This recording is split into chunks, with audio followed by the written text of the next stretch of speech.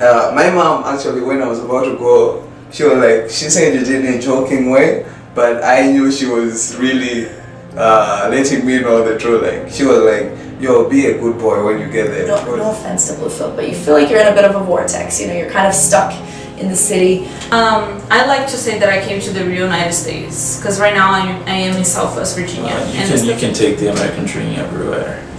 Honestly, I had a lot of expectations. It definitely did not match sort of what I had expected. And the stuff that I see here is nothing like what I see in television or American movies.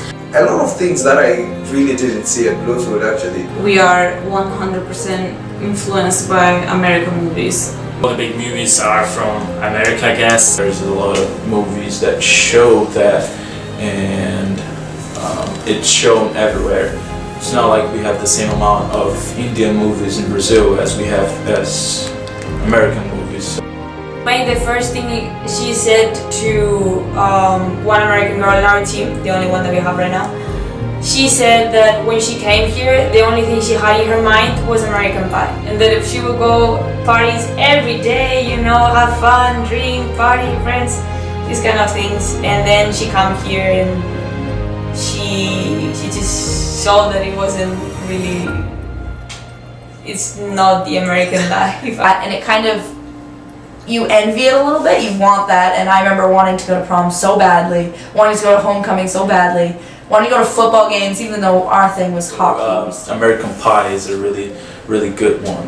So I think we all watched that back home, and it influenced my mind because giving such high expectations, it's not good. I've been in several cities so far, and this is a big difference. And I did see New York, I saw Los Angeles, I saw Washington DC, and they're all pretty big and amazing, but in the movies they just look so much better and bigger and everything else.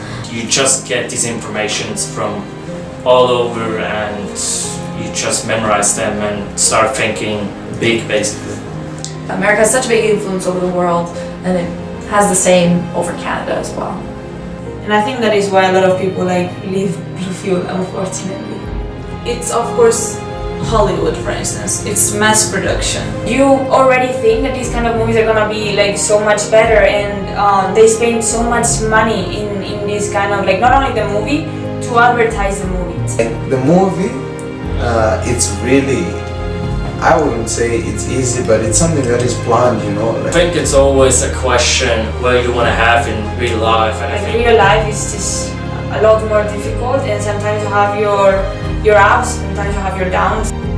They don't mind saying that I'm half Irish or half German. They don't mind that. So when I know that there's internationals here who haven't gone home in 4 or 5 years or even longer than that, and they have no plans of going home simply because they need to stay here and they need to follow their dreams, they need to work hard.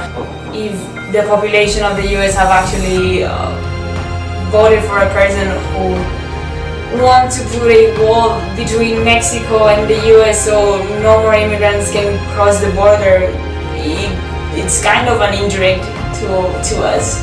Very, very, very impressive when you meet an international from a country around the world, from somewhere else who has become so successful in America. I feel like the American world right now is full of anger. There are religious disputes,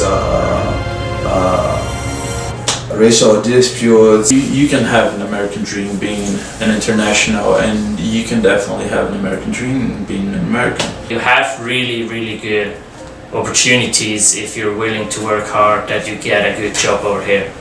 I'd say it's a land of opportunities, definitely. It absolutely is a land of opportunities, and you can see it just by how many internationals come to the States to study, to work, to change their lives, to bring their families here, all that kind of stuff. There are a lot of things that you can achieve here that you cannot really achieve back home. I don't know, it just feels that way. It just feels big, it feels amazing, it feels wonderful, the place of opportunity. As it is said, it's the land of the free. So if it's the land of the free, everyone has the equal opportunity. I know I came here thinking one thing about America, and everything I thought was changed for the good and for the worse as well. I still come here because this is something that I need to do to better myself in the future. The American dream give people something to believe. You shouldn't be limited, you know, like you shouldn't be limited. You should be given the opportunity to be successful in life. I started realizing everything that I'm doing is not really what I want to do. The American dream is still alive, but not active. I think you realize a lot on freedom and opportunity, but I don't believe the Americans are really free. The American dream is dead only if you want him dead. Is your American dream still alive? No, not really. It will always have aspects of it that are alive and always have aspects of it that are declining. Every time I always say this, like each time you're making a decision, you should always think about the next generations. Americans need to see what the American dream looks like from an outsider's perspective. Learn not only about yourself, about life, about others. And I don't know, that's the great thing of humanity.